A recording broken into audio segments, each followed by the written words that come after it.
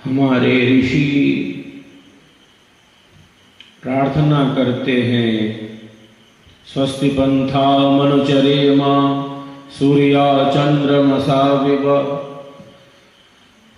हे प्रभु, जैसे सूर्य और चंद्र निरंतर कल्याण के ही मार्ग पर, प्रकाश के ही पथ पर गति करते जा रहे हैं, हे प्रभु मैं भी सूर्य और चंद्र की ही तरह निरंतर कल्याण के ही पथ पर, प्रकाश के ही पथ पर, सेवा के ही पथ पर आगे बढ़ता चलूं, अंधेरे को छांटता चलूं। तमसो मां ज्योतिर्गमय, हमारे ऋषियों ने हमें संदेश दिया, अंधेरे से प्रकाश की ही तरफ बढ़ते चलें, क्योंकि हम सबके भीतर परम प्रकाश है, परम ज्योति है, परम ऊर्जा है, परम सत्य है, परम तत्व है, परम पुरुष है। सच्चिदानंद स्वरूप से परमात्मा ही हम सबके भीतर है, सब प्रभु के ही जीव हैं और सबके भीतर वही परम प्रभु बैठे हैं। നമ്മുടെ എല്ലാവരുടെയും ഉള്ളിൽ ആ പരമതത്വം, പരമാത്മാവ്, പ്രഭു, ഈശ്വരൻ എന്നുണ്ട്. നമുക്ക് അതിനെ കണ്ടെത്തുകയാണ് വേണ്ടത്.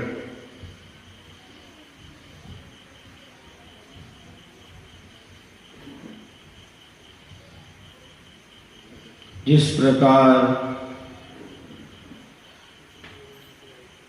ईश्वर की अनंत शक्तियां हमारी सेवा में हैं, आध्यात्मिक जीवन भी हमें सेवा, सत्संग और साधना के ही पथ पर गतिमान करने का संदेश देता है। हमारे कारण किसी को भी अज्ञान, अधर्म, अन्याय पूर्वक कष्ट न मिले, न्याय पूर्वक दंड का विधान है, अन्याय अविवेक पूर्वक नहीं। हमारे कारण किसी को भी अधर्म, अन्याय पूर्वक कष्ट न मिले, पीड़ा न पहुंचे, अपितु हमारे कारण तो सबको सुख ही सुख मिले, सबको शांति ही शांति मिले।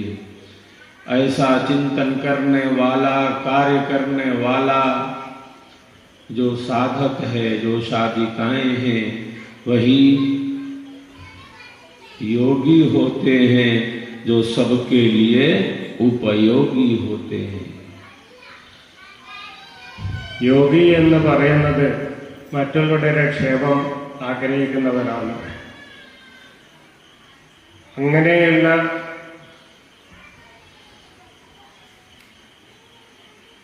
ഞാൻ മറന്നുപോയി, ക്ഷമിക്കണം.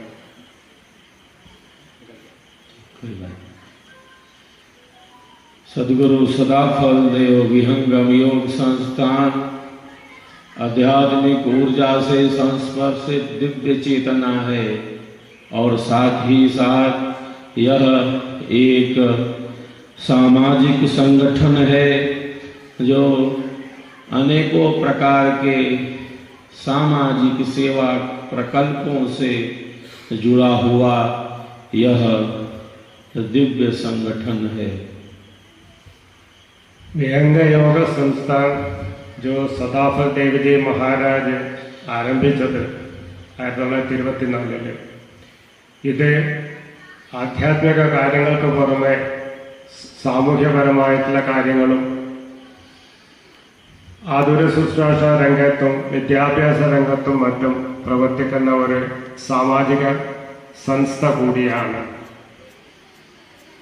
विहंगम योग के प्रणेता अनंत श्री सद्गुरु सदाफल देव जी भगवान ने अपनी गहन साधना से इस ब्रह्म विद्या की धारा को प्रकट किया है और अपनी साधना के अनुभवों को स्वर वेद नामक महान दिव्य सदग्रंथ में अभिव्यक्त किया है। स्वर वेद में अनुभवों की ही अभिव्यक्ति है। ശ്രീ സദാഫൽ ദേവ്ജി മഹാരാജ്, അതായത് സ്വർവേദം എന്ന മഹാഗ്രന്ഥത്തിൻ്റെ, സ്വർവേദം എന്ന് പറയുന്നത് ബ്രഹ്മജ്ഞാനമാണ്, സ്വർവേദം എന്ന് പറയുന്ന മഹാഗ്രന്ഥത്തിൻ്റെ പ്രണേതാവായ ശ്രീ സദാഫൽ ദേവ്ജി മഹാരാജ് തൻ്റെ 17 വർഷത്തെ തപസ്യ കൊണ്ട് തപസ്യയിലുണ്ടായിട്ടുള്ള അനുഭവങ്ങളുടെ അഭിവ്യക്തി, അതായത് പുസ്തക രൂപത്തിൽ എഴുതിയിട്ടുള്ളതാണ് സ്വർവേദം എന്നുള്ളത്. ഒരു സാധകന് വേണ്ടിയിട്ടുള്ള എല്ലാ വിഷയങ്ങളും ആ ഗ്രന്ഥത്തിൽ എഴുതി വച്ചിട്ടുണ്ട്. विहंगम योग के प्रणेता सद्गुरुदेव भगवान ने स्व इच्छा से योग मुद्रा में स्थित होकर अपने भौतिक शरीर का परित्याग किया था। सद्गुरु कहते हैं, योगी वही है जो मृत्यु को अपने अधिकार में रखकर जब चाहे शरीर से निकल जाए, शरीर छोड़कर अपने भावों को प्रकट करता हो। विहंगम योग के प्रणेता सद्गुरुदेव भगवान ने योग मुद्रा में स्थित होकर पूर्व निर्धारित कार्यक्रम के अनुसार अपने भौतिक शरीर का परित्याग किया और कहा, योगी वही है जो मृत्यु को अपने अधिकार में रखता हो। सद्गुरुदेव का संकल्प है लाखों लाख जीवों को जीवन मुक्ति प्रदान करना, शाश्वत सुख एवं शांति प्रदान करना, संसार के दुखों से सर्वथा मुक्त करना, उस परम लक्ष्य तक पहुंचा देना, स्वयं में ही स्थित कर देना, उस परम सत्य का अनुभव। जिस महान सत्ता ने उस परम सत्य का अनुभव साधना में किया है, उसी महान सत्ता का बताया मार्ग अत्यंत ही कल्याणकारी है। जो विहंगम യോഗത്തിന്റെ പ്രണേതാവായിട്ടുള്ള സദാഫൽ ദേവ്ജി മഹാരാജ് സദ്ഗുരു ഭഗവാൻ അദ്ദേഹം പറയുന്നത്, യോഗി അയാളാണ് ആരാണോ ഈ മൃത്യുവെ പോലും ജയിച്ചിട്ടുള്ളത്, മൃത്യുവെ പോലും തൻ്റെ കൈമുട്ടിയിലാക്കിയിട്ടുള്ളത്, അങ്ങനെയുള്ള ആളാണ് യോഗി.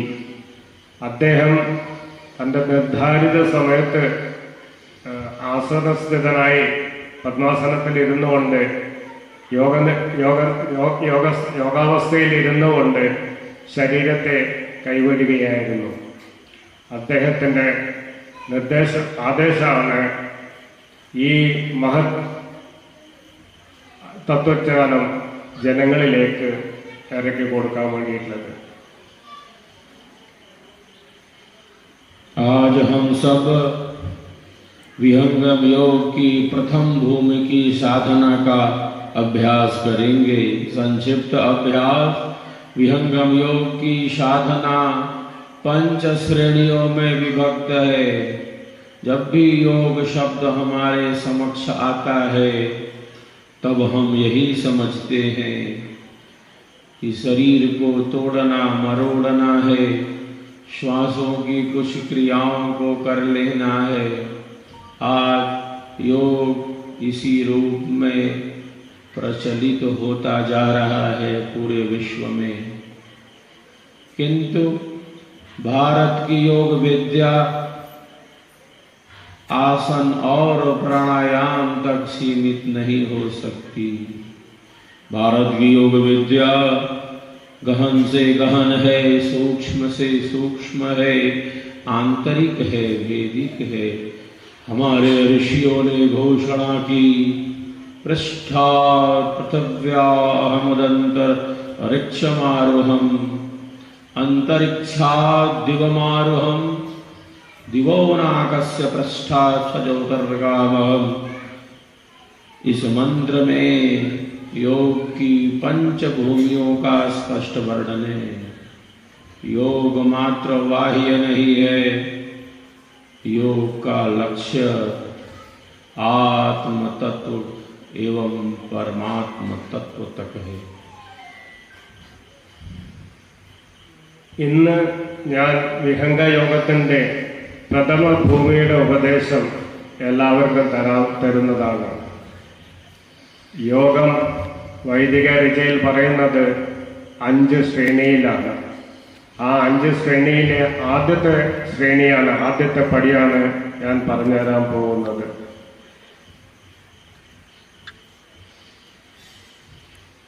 प्रारंभ में हम अपने मन को स्थान विशेष पर केंद्रित करते हैं। हमारा मन बड़ी शक्तियों वाला है, हमारा अंतःकरण बड़ी शक्तियों वाला है। जितना हम अपने मन को नियंत्रित और संयमित करेंगे, हमारे जीवन का उतना ही भौतिक एवं आध्यात्मिक विकास होगा। जैसे समुद्र में तरंगे हैं ऊपरी भाग में, वैसे ही हमारे मन में तरंगों का एक प्रवाह है जो प्रवाहित होता जा रहा है।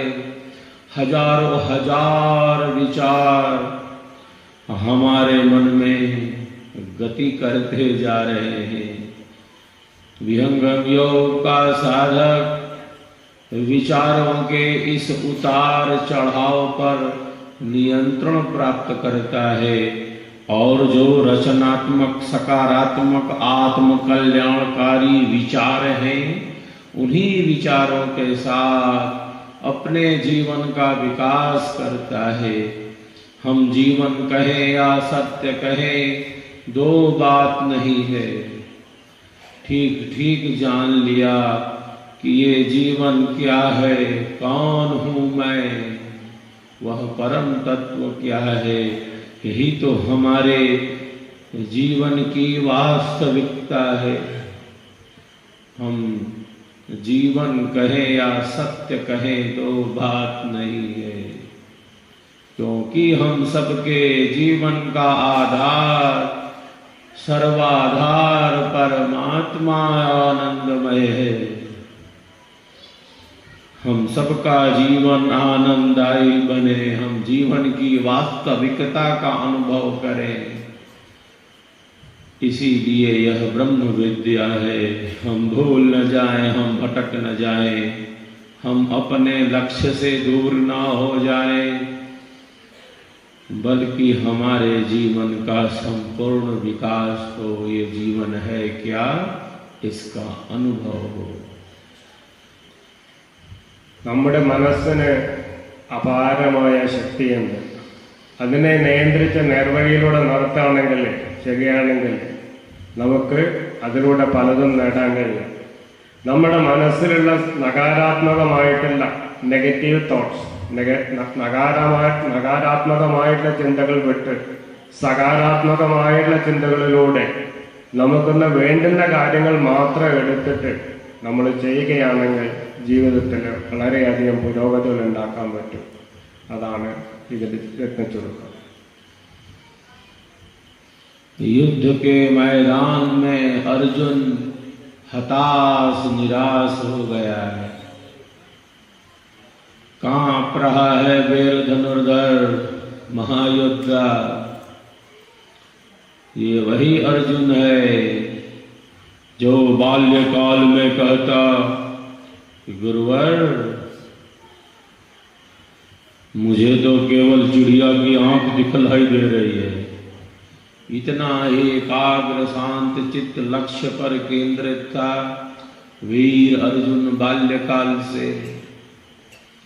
कोई कहता मुझे तो फूल दिख रहे हैं, किसी को पेड़ पर मीठे फल दिखलाई दे रहे हैं, डालियां पत्र पुष्प दिख रहे हैं। अर्जुन बोल रहा है, गुरुवर मुझे तो चिड़िया की आंख दिख रही है। इतना एकाग्र था बाल्यकाल से वीर धनुर्धर, ऐसा वीर धनुर्धर युद्ध के मैदान में कांपने लगा है। कहता है प्रभु मन अति चंचल है। कोई भी तो नहीं कह रहा है कि मन चंचल है, और उसके कहने से भी क्या, वीर धनुर्धर बोल रहा है कि प्रभु मन चंचल है, जो इतना एकाग्र शांत चित्त है बाल्यकाल से। मैं किंग कर्तव्य विमूढ़ हो गया हूं। अर्जुन का मन हताशा, निराशा, कुंठा, अवसाद से भर गया है। बहुत बार जीवन की अनेकों परिस्थितियां, बाहर घट रही घटनाएं हमें व्यथित करती हैं, हमें पीड़ा दुख पहुंचाती हैं। क्यों? क्योंकि संसार दुखमय है, दुखों से भरा है। पीपल का पत्ता है, तनिक हवा के स्पर्श से बहुत तेजी से हिलने डुलने लगता है, जैसा मानो आंधी आ गई हो, भूकंप आ गया हो। हमारा मन भी जैसे उसी प्रकार का हो। समुद्र में जैसे तरंगे तरंगित होती जा रही हैं, मन में भी विचारों का इतना उतार चढ़ाव है। विहंगम योग का साधक अपने विचारों को देखता है और श्रेष्ठ रचनात्मक विचारों के साथ आगे बढ़ता है। साधना अत्यंत ही उपयोगी होती है। अर्जुन की हताशा, निराशा, कुंठा, अवसाद को दूर करने के लिए आज से 5,500 साल पहले युद्ध के मैदान में अर्जुन को ब्रह्म विद्या का ज्ञान मिलता है। मन की शांति के लिए, बिना मन की शांति के हम जीवन का कोई युद्ध जीत नहीं सकते, न भौतिक और न आध्यात्मिक। बिना मन की शांति के हम जीवन का कोई युद्ध जीत नहीं सकते। जितना हमारा मन शांत होगा, सहज होगा, सरस होगा, हमारे जीवन का उतना ही भौतिक एवं आध्यात्मिक विकास होगा। हम विचार करें, जब दो सेनाएं युद्ध के लिए तत्पर हैं, युद्ध की ऐसी भूमि में अर्जुन को मन की शांति का उपदेश दिया जा रहा है। इसीलिए मैं प्रायः कहता रहता हूँ कि आध्यात्मिक ज्ञान के ही कारण, ब्रह्म विद्या के ज्ञान के ही कारण, महापुरुषों के दिव्य ज्ञान और अनुभवों के कारण ही हमारा प्यारा देश भारत विश्व का गुरु था, विश्व का गुरु है और विश्व का गुरु रहेगा। आज हमारे वैज्ञानिक बतलाते हैं, विहंगम योग की प्रथम भूमि की साधना के मात्र 10 मिनट प्रातः सायं अभ्यास से मस्तिष्क की अल्फा तरंगे अत्यधिक रूप से वृद्धि को प्राप्त होने लगती हैं।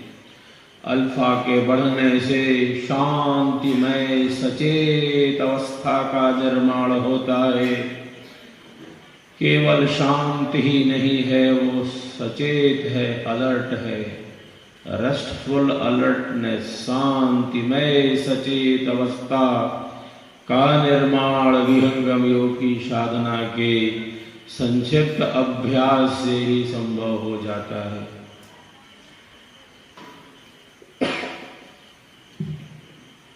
और ऐसी तरंगे जिनसे चिड़चिड़ापन बढ़े, तनाव बढ़े, चिंताएं बढ़े, हम चिंता कहें या चिता कहें, दो बात नहीं है। चिता मुर्दे को जलाती है और चिंता तो जीवित को ही जलाने लगती है। बहुत बार हमारा जो मन है वह एक विचित्र भंवर में फंस जाता है। ये जीवन है क्या, इसको यथार्थ रूप से जानना तभी संभव हो पाता है जब हमारा जीवन प्रकाश के ही पथ पर आगे बढ़ता रहे।